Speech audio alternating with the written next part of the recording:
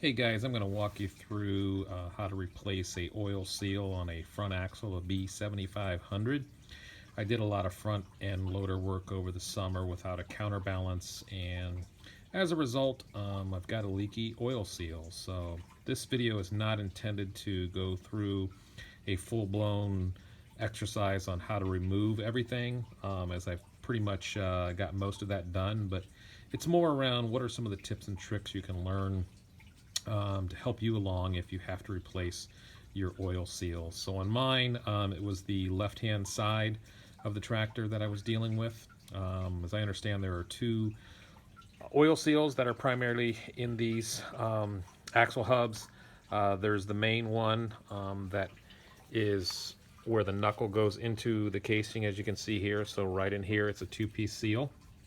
And then there's a second seal, which is within here, back down through there, between the studs and the casing here. We're not replacing that one today.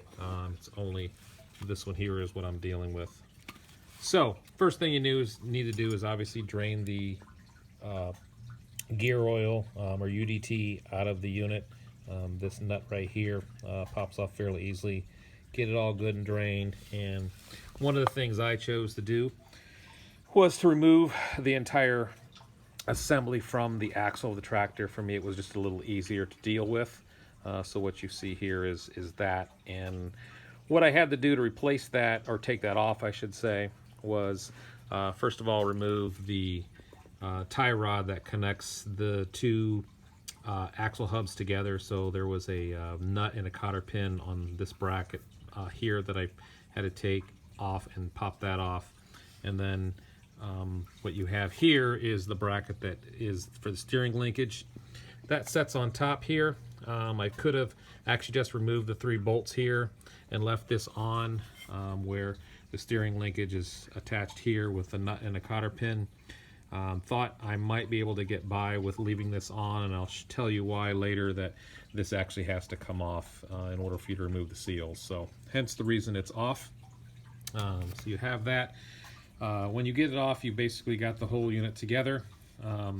And what I had to do to break the clamshell was basically take a chisel, and so you'll see a flat area here. I wedged it in here and just tapped it a couple times. That actually popped the 2 shells off. And obviously the bolts that go around here had to come off first. I think that's a given. So this will pop off, set it to the side, and then the next thing was to basically separate this knuckle from the main casing. And so once again, right here is the seal that we're dealing with. It's a 2-piece seal. I'm not going to take that apart today because that's already been replaced. So once you get the clamshell off, you have down in here a snap ring, and I'll see if I can get fairly close into here, but you can kind of see it floating in here. So this will have to be popped off with some snap ring pliers. I bought some at Harbor Freight, and tell you that they're not very well made. The ones I bought end up breaking off, so fortunately I end up getting the snap ring off. But I'm going to need to buy a better set of pair of snap rings to be able to put this back on. So hence the reason it's not on yet. But there's a little groove here that's going to ride in. So that's what you want to do, is get that ring put on that groove. So now that we have the snap ring off, what's going to happen now is that this knuckle is going to come out of this second piece of the casing here. And I will tell you that in order for you to get this knuckle off, you are going to have to tap it from the underneath side here. Not very hard, but tap it enough to where this is going to slide off. And so this is, as this piece comes up, this is the reason why this particular bracket has to come off. Otherwise it's going to hit the bracket. So this you have to remove off only on the left hand side of the tractor, as that's where the only linkage is hooked up from the steering standpoint. So that comes off. This knuckle pops out, and when this knuckle comes out, what basically it has attached to it is a long shaft, long tapered shaft. And so this is going to come out, and What you're going to have here is you're going to have this part of the snap ring is going to be up onto that shaft. And I will tell you that I've seen videos where people, to get this off, heat it up. I tell you, it's not necessary to heat this up. What I did for me to be able to get that off was I had an old hide, pretty stiff blade floor scraper, roll rigid, and I was able to take this and wedge it. See if I can do this with one hand here. Once again, this knuckle would be off, and I was able to take this and just pry that snap ring off of that tapered shaft. So then, once again, as you're working it down, it slides down the shaft, comes off. Try not to want to bend it, because you're going to want to use this to tap in the new seal. Now, once you get this off, take your to get your old seal out. Once again, I went to Harbor Freight. In this case, the tool worked out pretty good. Just got a puller, and so in this case, I just hooked the puller into the seal, and I first of all tried to like yank it up and pull it. That's way too hard. Didn't make any progress. So I was able to hook the hook in here, and I just rocked it back. Okay, so I got it up underneath here. I think I used the longer end of this particular one here, and I just rocked it out. Okay, so fairly easy to get that out. I've seen people try to take a screwdriver and pry it out that way. I'll tell you what, the seal puller worked out really good for me in that case, and for less than, I think, 12 bucks at Harbor Freight. Well worth the price to get that seal out. So you've got the two pieces of seal now out. Okay, so now you got to take and put the new ring up onto that shaft. Okay, and this is where I came up with a nice special homemade tool. It's a 2-inch PVC pipe with a coupler on the one end and a knockout on the other end, and the knockout is simply there so I can take and hammer the seals in place. So to put that metal seal onto the shaft of the knuckle, I'm going to flip this around and try to position this here where you guys can see it.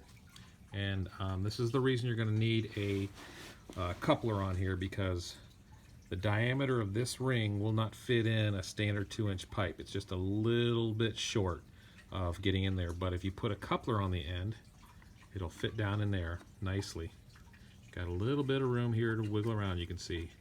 But I've now got that in place. My shaft, I slide that up onto the shaft and then hit the bottom, and that'll drive that all the way up to the top of the knuckle. Okay, so the new ring's on. I'm taking the old ring, okay, the old ring, putting it together with the new seal, and I'm gonna put that basically excuse me, right in here. Okay, it's gonna set into that area of the casing, and so I'm gonna set that down there just to kind of show what I did. Set that right on top there, and then I take the hammer and hit that down, and that presses in very nicely that old seal. By hitting that down, it just sets right into that area. Take the old ring off because you're done with it. That's trash now. Set the old seal aside. So now you have basically your homemade press. Probably less than, $5-6 bucks, I guess, at the hardware store, right, to make one of these. All right, so now that you've got the two new seals in place, you'll need to go ahead and put your snap ring back on. There is a little groove down there. Make sure that groove is exposed, otherwise you're not going to get the snap ring on. So when you go to put these two pieces back together, I will tell you that because of the tapered shaft, this is not going to just set real nicely on there. You're going to have to take a hammer, and for me it was up about a 1/2 inch, and hit the top of this down lightly, and to drive that back down flush, so this knuckle and this casing are nice and tight together.